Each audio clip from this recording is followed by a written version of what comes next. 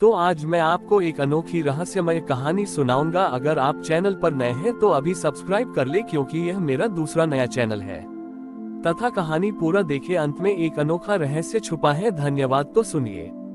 हिमालय की एक दूरस्थ और बर्फीली गुफा में एक तपस्वी रहता था, जिसका नाम था सोमदत्त। सोमदत्त कई सदियों से महादेव की तपस्या कर रहा था। उसकी तपस्या इतनी गहरी थी कि उसने अपने शरीर को लगभग भुला दिया था। उसका एकमात्र लक्ष्य महादेव को प्रसन्न करके उनसे मोक्ष प्राप्त करना था, ताकि वह इस जन्म मृत्यु के चक्र से मुक्त हो सके। एक दिन महादेव उसकी तपस्या से प्रसन्न होकर उसके सामने प्रकट हुए।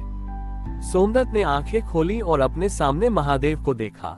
उनका तेज इतना प्रबल था कि सोमदत्त की आंखें चौंधिया गईं। महादेव ने शांत स्वर में कहा, सोमदत्त, मैं तुम्हारी तपस्या से प्रसन्न हूँ। बोलो, तुम्हें क्या वर चाहिए?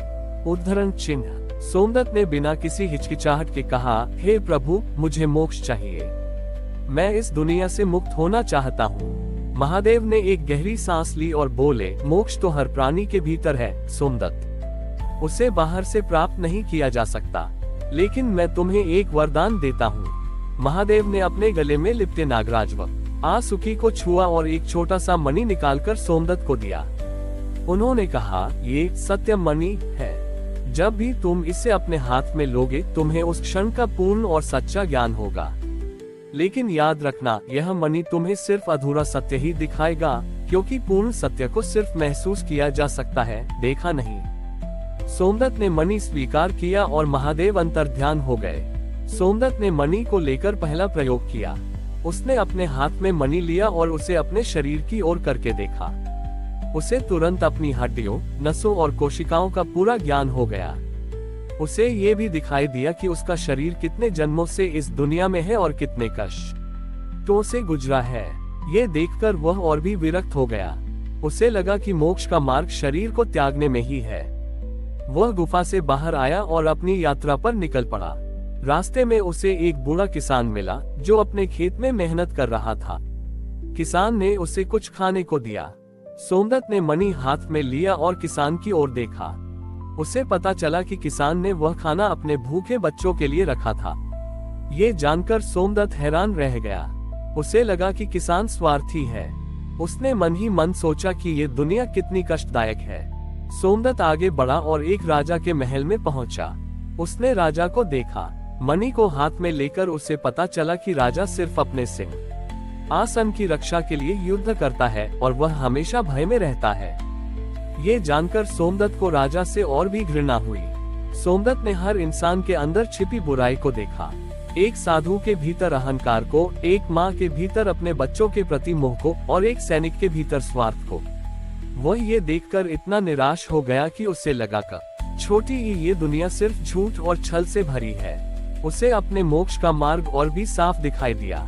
उसने निर्णय लिया कि वह वापस अपनी गुफा में जाकर इतनी तपस्या करेगा कि उसका शरीर पूरी तरह से नष्ट हो जाए।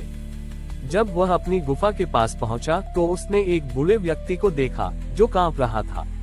वह व्यक्ति बहुत बीमार था और डर से मर रहा था। सोमदत्त ने उस व्यक्ति की ओर भी सत्य मणि को घुमाया। उसने देखा कि यह व्यक्ति भी कई पापों से भरा हुआ है। उसे लगा कि ऐसे व्यक्ति को बचाना व्यर्थ है। वह आगे बढ़ रहा था, तभी उसे महादेव का दिया हुआ एक कथन याद आया, यह मणि तुम्हें सिर्फ अधूरा सत्य दिखाएगा। सोमदत्त ने एक पल के लिए सोचा। उसने महसूस किया कि वह सिर्फ लोगों की बुराइयां देख रहा था, उनकी अच्छाइयां नहीं। उसने फिर से उस बूढ़े व्यक्ति की ओर देखा। उसने मणि को नीचे रखा और अपनी आंखों से उसे देखा। उसे उस व्यक्ति की आंखों में डर और दर्द दिखाई दिया, लेकिन उसे ये भी दिखाई दिया कि इस व्यक्ति ने अपने बड़े उरे जीवन में कई लोगों की मदद की थी, कई भूखे को खाना दिया था और कई असहायों को सहारा दिया था। सोमदत्त ने तुरंत अपना ध्यान तोड़ दिया और उस बूढ़े व्यक्ति की मदद करने के लिए आगे बढ़ा। उसने उसे अपनी तपस्या की शक्ति से गर्म किया और अपनी जड़ी बूटियों से उसकी सेवा की। जब वह बूढ़ा ठीक हो गया, तो उसने सोमदत्त से कहा, तुम महान हो तपस्वी, तुमने मुझे जीवन दान दिया। सोमदत्त ने महसूस किया कि मोक्ष का अर्थ सिर्फ खुद को मुक्त करना नहीं है, बल्कि दूसरों के दुखों को दूर करना भी है। उसने समझ लिया कि सत्य मणि ने उसे सिर्फ लोगों के कर्म दिखाए थे, लेकिन उसके अंदर के प्रेम और करुणा को नहीं दिखाया था, क्योंकि सच्ची करुणा को महसूस किया जाता है। सोमदत्त ने वह सत्य मणि वापस महादेव को अर्पित कर दिया और अपनी बाकी जिंदगी दूसरों की सेवा में लगा दी। उसने जान लिया कि मोक्ष कहीं बाहर नहीं, बल्कि हर प्राणी के अंदर मौजूद प्रेम और करुणा में है, और यही महादेव का पूर्ण सत्य है। सोमदत्त ने अपनी सारी तपस्या और ज्ञान को दूसरों की सेवा में लगा दिया। उसने गुफाओं और जंगलों में घूमना छोड़ दिया और गांवों तथा कस्बों में रहने लगा। लोग उसे एक ज्ञानी संत के रूप में जानते थे, जो सिर्फ उपदेश नहीं देता था, बल्कि अपने कर्मों से जीवन का सही मार्ग दिखाता था। एक दिन सोमदत्त एक ऐसे गांव में पहुंचा जहां के लोग बहुत लालची और स्वार्थी थे। वे एक दूसरे से हमेशा झूठ बोलते थे और धोखा देते थे। सोमदत्त ने उन्हें समझाने की कोशिश की, लेकिन कोई उसकी बात सुनने को तैयार नहीं था। लोग उस पर हंसते और कहते, हम जानते हैं कि आप क्या हैं, आप बस हमें बेवकूफ बना रहे हैं। सोमदत्त को बहुत दुख हुआ। उसे याद आया कि सत्य मणि ने उसे लोगों के अंदर के स्वार्थ और झूठ को दिखाया था। उसने सोचा कि शायद कुछ लोग बदलने के लायक ही नहीं होते। वह वापस अपनी गुफा में जाने का मन बना रहा था।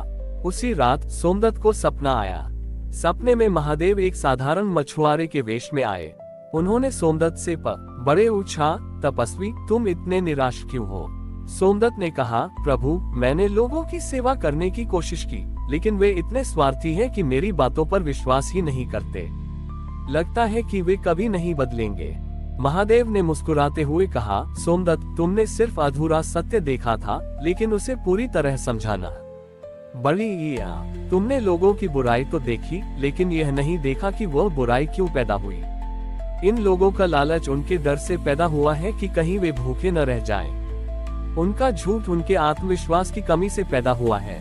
महादेव ने सोमदत्त से कहा, तुमने अपनी आंखों से सिर्फ लोगों की बाहरी परत को देखा है, लेकिन असली सच्चाई उनके अंदर छिपे डर, असुरक्षा और अकेलेपन में है। सोमदत्त को अपनी गलती का एहसास हुआ।